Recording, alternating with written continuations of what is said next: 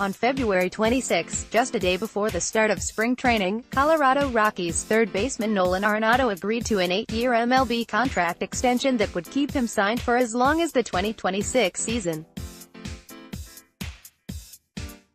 Before that, he had signed a one-year deal of $26 million in order to avoid arbitration.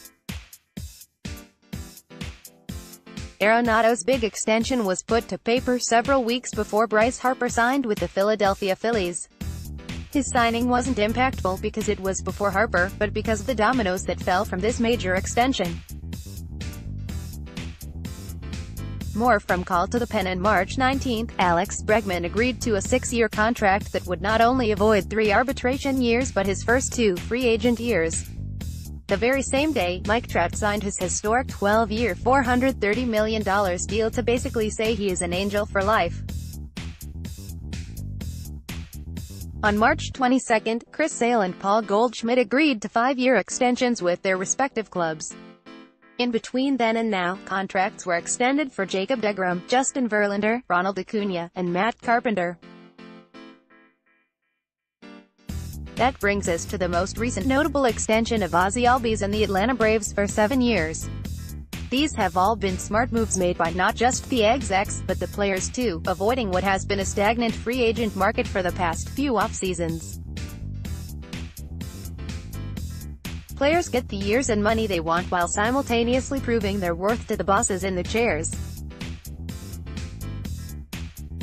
However, considering all the names that have agreed to extensions, it is absurd that Craig Kimbrel and Dallas Keuchel among others are still trying to get a job 2.5 weeks into the season. All of this stems from one root issue with the current way baseball is evaluated. The new age of analytics in MLB has not only enhanced the way coaches and execs evaluate the game but the players as well. Contracts are now being signed for what the player is expected to do in their time, not for what they have done already. In Kimbrel's case, a 35-year-old closer, who is a multi-time All-Star and lights out when called upon in the ninth, is still on the market because he wants a few years of security and to still be paid at a high level. Why would teams, let's take the Red Sox for example, re-sign an aging Kimbrel when they can instead put faith into younger players, like current closer Matt Barnes, for a lot less money? Then, as a result, they can spend elsewhere, like when they extended Sale and Bogaerts, Mookie Betts too, right? Keuchel is 31 years old and just 4 years removed from a Cy Young Award and 2 from a World Series victory. Houston decided to focus more on Verlander and Jarrett Cole to lead their rotation and fill the gaps with players already contracted like Colin McHugh and Lance McCullers. It is confusing and frustrating because certainly there are teams that could use both Kimbrel's or Keuchel's services right. Boston has had a horrible start to the year but a lot of the blame has been on the recently extended Sale. Ironic, Houston is playing like Houston and their rotation has been pretty solid to start the year. But there are teams like Tampa Bay who are bullpenning every 5th game when they could just sign Keuchel to an already dominant rotation. Or if you're gonna bullpen, sign Kimbrel and add him to the mix. Phillies have had poor pitching after their hot start, and the bullpen has collapsed in recent games against the Nationals. Maybe Kimbrel gets added and becomes an imposing threat.